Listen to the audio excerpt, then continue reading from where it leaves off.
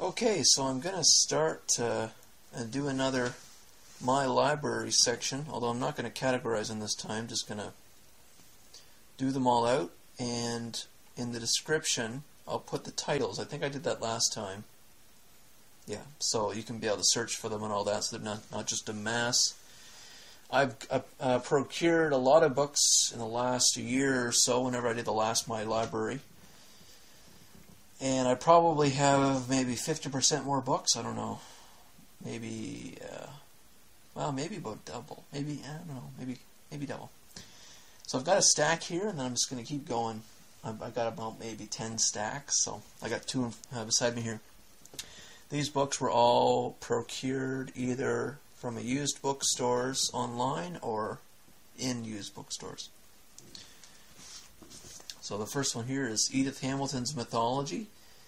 Pretty much that, I found this in a bookstore, and Mr. Cropper often mentions it, so I thought I'd pick it up. It's essentially a history of mythology from the Greeks. Oh, it's got some pictures in it too. Had some pictures in it, so I thought I'd pick that up. It wasn't that expensive. Here's Henry David Thoreau's Walden and Civil Disobedience by him. I actually read a little bit of Walden for a paper I was writing on nature and education.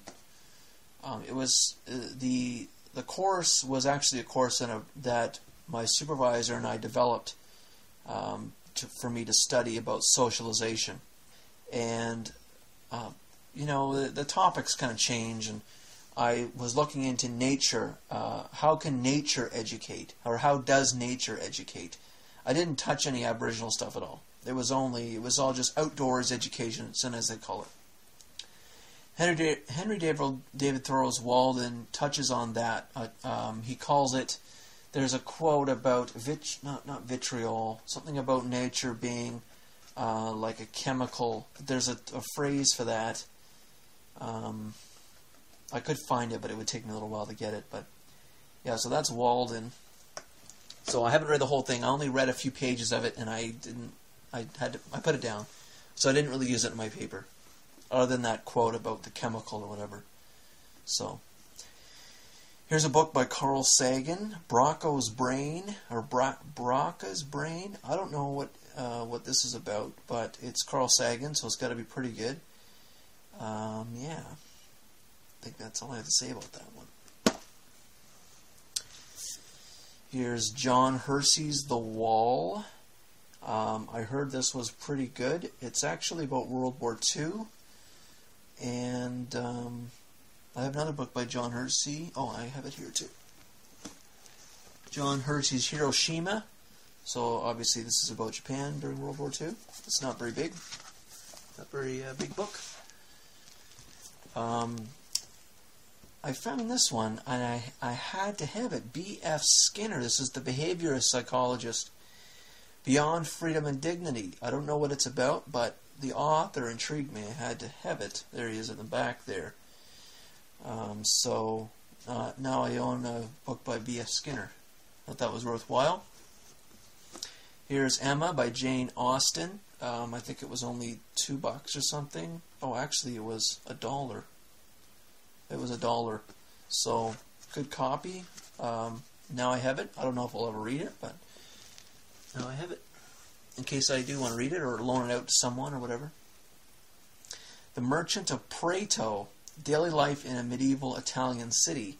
I thought this would be neat to read, to see what it's like. There's not very many books written about what life was like for an individual person. Often cultures are talked about, but not a daily existence for an individual, or like a merchant or something like that. So that's just what I wanted that one for. Scattered Minds by Gabor Mate. I actually read this when I was doing my master's, and it's actually a very good book. It's about ADHD. This particular person actually has ADHD, and he talks about it. Geez, I don't remember a lot about this, which is annoying because I read it and I enjoyed it. I can't remember if he took... I don't think he takes a critical approach. Like, he doesn't say that ADHD doesn't exist or anything like that. But he's not exactly a full-on psychiatrist, let's say. I think he has ways of dealing with it, and I think he's helpful to parents and children who have it or who have been diagnosed with it. So I think this is a very sensible and humanistic book about ADHD. So it's not a give them drugs and they'll be fine kind of book. All right, this book is Shakedown. It's actually it's just the title, or just the cover. Ezra Levant. It was $1, so I thought I might as well have it. Ezra Levant is a free speech person up in Canada. He also writes about the oil sands in Calgary, called Ethical Oil. He has a book, and he's an anchor on a news show up here too. So he's somewhat popular. He's in the... There's Mark Stein as the forward. He's on the same side as Mark Stein, not as famous as Mark Stein, but I thought I'd get it. It wasn't inexpensive, or it was inexpensive. In Defense of History, this by Evans. I haven't done any years or anything like that. Any publication dates?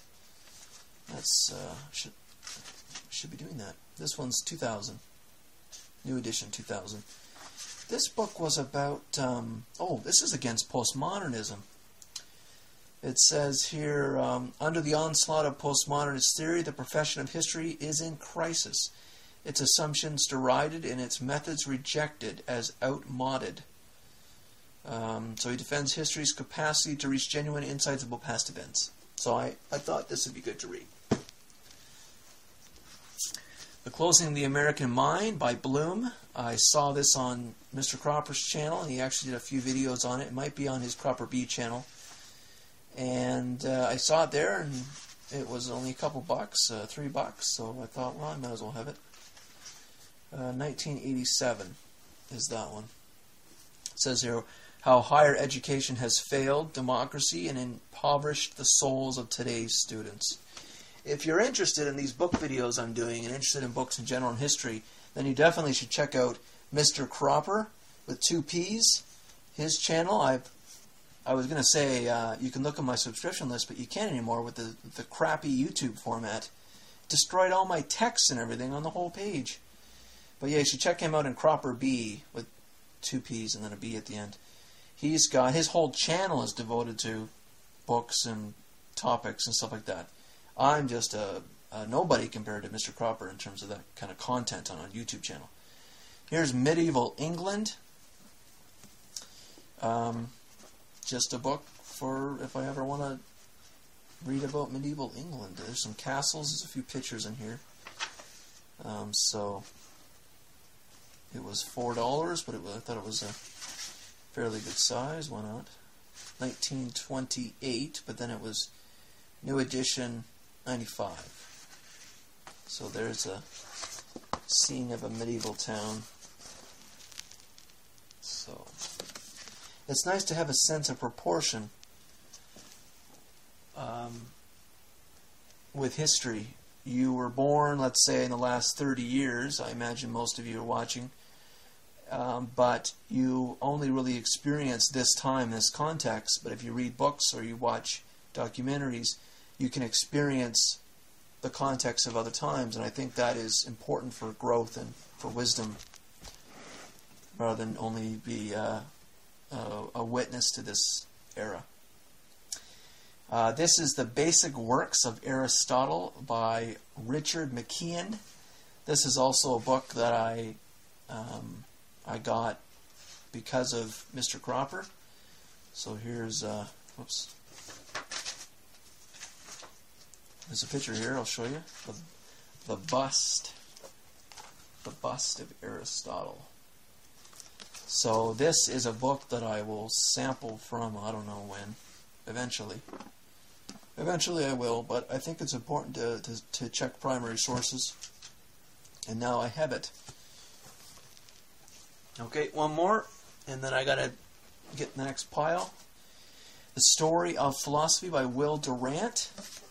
It's a nice old binding. This is 38. Revised edition 38. Oh, he has Voltaire in here. I read Candide, by the way. Voltaire's Candide. It's actually pretty short. And you can actually get the whole thing online. You can actually get the whole thing online. It's only about 80 pages or something like that. It's quick, and you should read it. It's interesting. Voltaire's Candide with an E at the end. So, yeah, this Story of Philosophy. Yes, second edition. Okay, I will get